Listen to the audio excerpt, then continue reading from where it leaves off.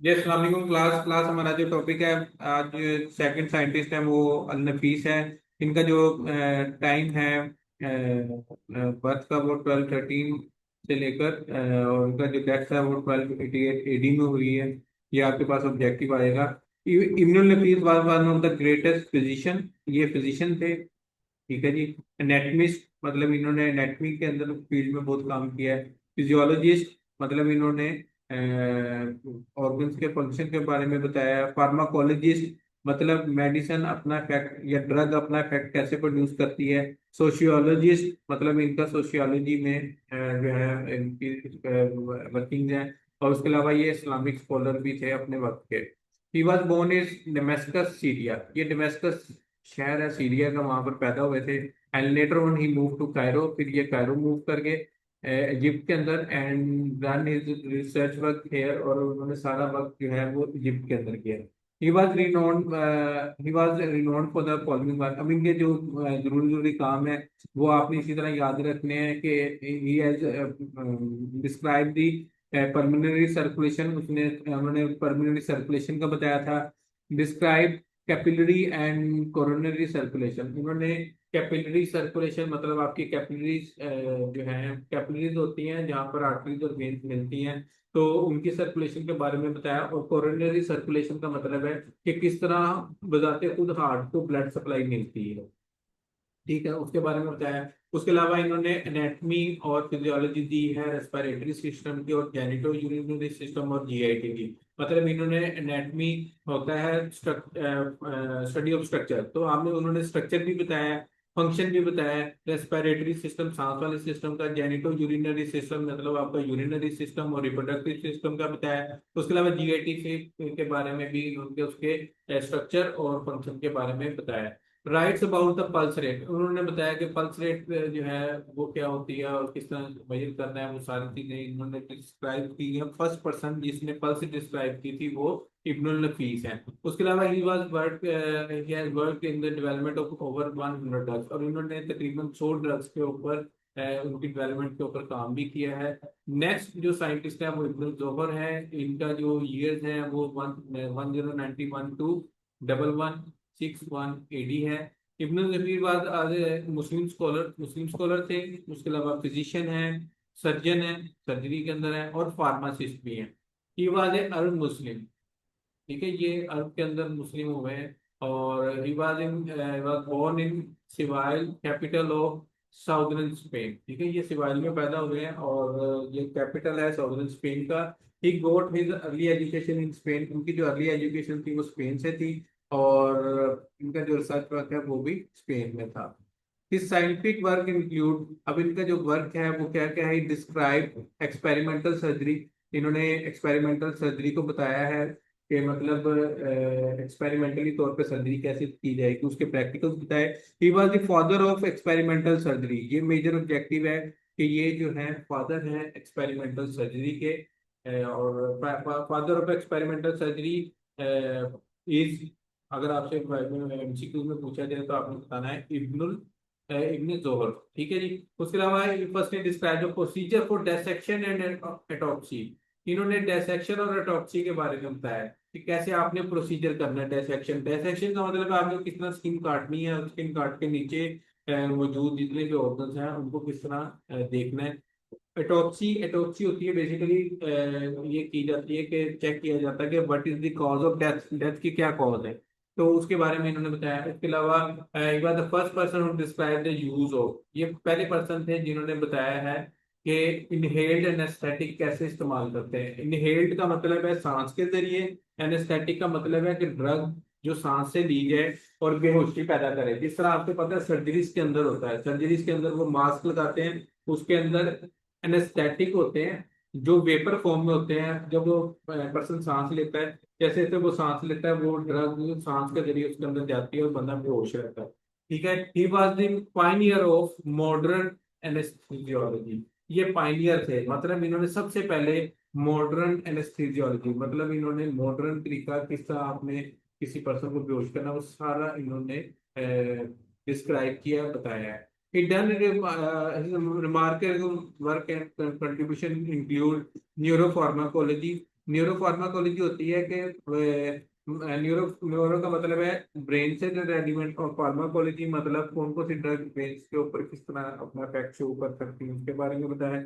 उसके अलावा clinical neuro cardio cancer and reproduction, medical toxicology, ठीक है, क्लिनिकल जो है तो उसमें भी इनका रोल है। न्यूरो मतलब ब्रेन से रेलिवेंट मेडिसिन के, कार्डियो मतलब हार्ट से रेलिवेंट कैंसर के बारे में, रिप्रोडक्शन मेडिकल यूज, और टॉक्सिकोलॉजी मतलब कि किस चीज़ का कोई चीज़ इस्तेमाल करने से क्या जिसमें में टॉक्सिक रिएक्शन आ सकता है, उसको कैसे ठीक करना है, वो सब इन्होंने बताया।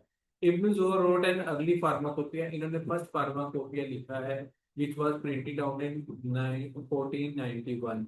ये आपके पास मेजर ऑब्जेक्टिव है कि फर्स्ट फार्माकोपिया दुनिया में कब बना था, 1491 में, और जो साइंटिस्ट जिन्होंने लिखा था उनका नाम है इब्न ज़ुबैर। ठीक है जी। नेक्स्ट है इब्न अबू अली सीना। Abu Ali Sina was great physician, ये फिजिशियन भी थे, केमिस्ट भी थे, एंड एस्ट्रोनॉमर, मतलब ये इल्म फल्कियात पे भी जो है वो के बारे में जानते थे। और उनके बाद इन्होंने तकरीबन 450 ट्रीटीज, मतलब इन्होंने 450 बुक्स लिखी हैं ऑन डिफरेंट साइंटिफिक सब्जेक्ट, मुख्तलिफ साइंटिफिक सब्जेक्ट पे, जिसमें से 40 ट्रीटीज आर ऑन मेडिसिन। इन 450 में से जो 40 बुक्स थी वो मेडिसिन पे थी। किस बुक, अब उन्होंने एक बुक लिखी, ये आप ध्यान में रखें, the canon of medicine. Book का नाम क्या है, कैनन ऑफ मेडिसिन। इन्होंने कैनन ऑफ मेडिसिन लिखी है, ठीक है जी। Was use as a text book of medicine, इसको बुक को मेडिसिन की टेक्स्ट बुक समझा जाता है। टेक्स्ट बुक मतलब रेफरेंस बुक समझा जाता है। फॉर मैनी इयर्स तक उसको कंसीडर किया गया। Abu Ali Sina was born in Afshana, Bukhara, Uzbekistan. ये साइंटिस्ट जो है बोर्न हुए थे अफशाना, जो कि इलाका है बुखारा का, और ये कंट्री जो है Uzbekistan. If describe the procedure of diagnosis, इसने इन्होंने सबसे पहले इन्होंने बताया था कि डायग्नोसिस कैसे करनी है, मतलब आपने तशखीस कैसे करनी है कि इस शख्स को कौन सी बीमारी है। ठीक है। He was the person who describe the different psychiatric disease, इन्होंने साइकेट्रिक डिजीज मतलब जिन्नी अमराज के बारे में बताया था, जिसमें डिप्रेशन है, मैनिया है, इंसोमिया है, डिमेंशिया। ठीक है जी। उसके अलावा he the first person who describe the paralysis in detail, जिन्होंने सबसे पहले फर्स्ट पर्सन है जिन्होंने बताया था कि पैरालिसिस कैसे होती है। ठीक है, उसके बारे में लिखा। Describe the risk factor of clinical trial, उन्होंने क्लिनिकल ट्रायल्स के रिस्क फैक्टर बताए। क्लिनिकल ट्रायल्स बेसिकली ये जो आप कोई मेडिसिन नहीं लॉन्च करते हैं ना, तो वो मार्केट से आने से पहले क्लिनिकल ट्रायल से गुजरती है। क्लिनिकल ट्रायल का मतलब है उसको ह्यूमंस के ऊपर ट्राई किया जाता है। तो ह्यूमंस के ऊपर ट्राई करते वक्त क्या क्या रिस्क फैक्टर आ सकते हैं उसके बारे में बताया। He was the person who firstly describe the steam distillation, इन्होंने स्टीम डिस्टिलेशन का बताया कि स्टीम डिस्टिलेशन कैसे की जाती है।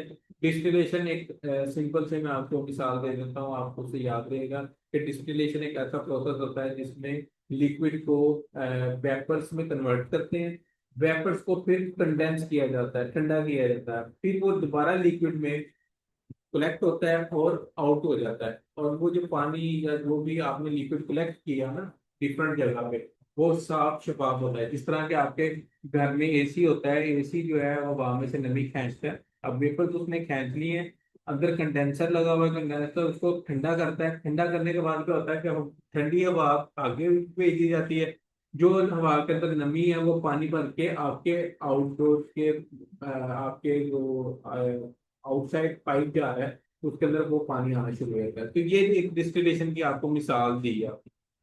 तो इन्होंने डिस्टिलेशन को डिस्क्राइब किया। नेक्स्ट है अल्बेरूनी। अल्बेरूनी जो है इनके जो ईयर 1973 से 1050 है। अल्बेरूनी वाज फार्मासिस्ट भी थे, फिजिशियन भी हैं और जियोलॉजिस्ट भी हैं, और ये ख्वारिज़म में बोर्न हुए हैं। ठीक है जी।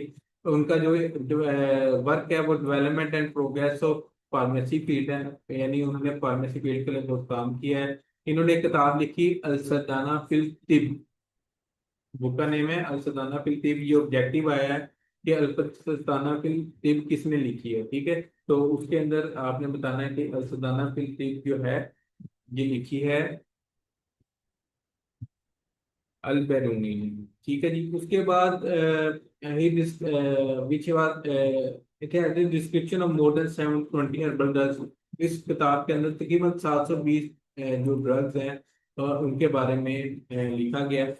And they are arrange alphabetically, और इनको अल्फाबेटिकली तौर पे अरेंज भी किया गया है। उसके अलावा he wrote many other treaties on herbal medicine. के अलावा भी उन्होंने मेडिसिन के ऊपर काफी, हर्बल मेडिसिन के ऊपर किताबें लिखी हैं। ठीक है। He describe the active constituents of the drug. उन्होंने ड्रग के एक्टिव कॉन्स्टिट्यूएंट का भी बताया है, एक्टिव इंग्रेडिएंट का भी बताया है। एक्टिव इंग्रेडिएंट वो होता है किसी भी चीज में, जैसे आप कोई फर्ज कर मिसाल के तौर पे आपने कहा कि ये पौधा जो है ना पेट का दर्द ठीक होता है। अब जो पौधे जो आपने पौधा का जो इस्तेमाल किया उसके अंदर वो कौन सा एक ऐसा केमिकल है जिसकी वजह से पेट दर्द ठीक हुआ है, वो केमिकल कहलाता है एक्टिव कॉन्स्टिट्यूएंट। ठीक है।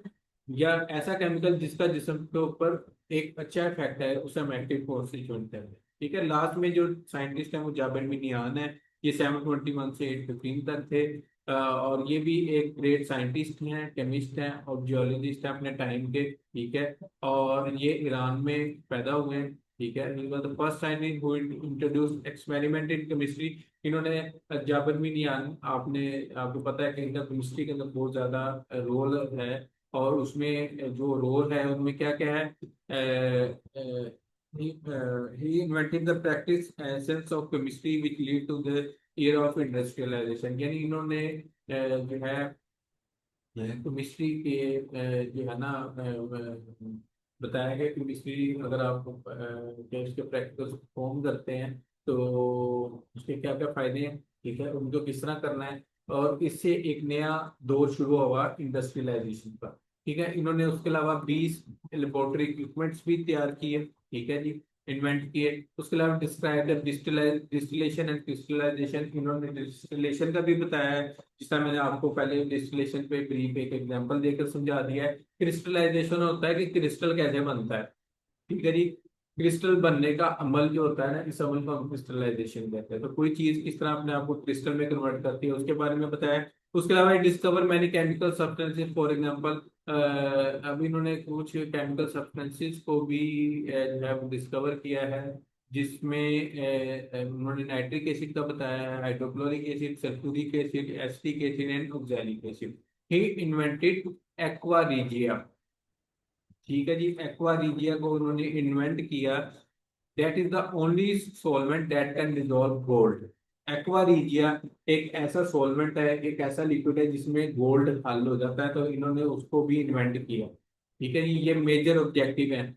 उसके अलावा he describe the purification process of gold. उसके अलावा इन्होंने बताया कि आप गोल्ड को कैसे प्यूरिफाई करते हैं, उनका सारा प्रोसेस जो है वो डिटेल में बताया है। तो आज का चैप्टर, हमारा चैप्टर नंबर 4 यहाँ पर कंप्लीट होता है।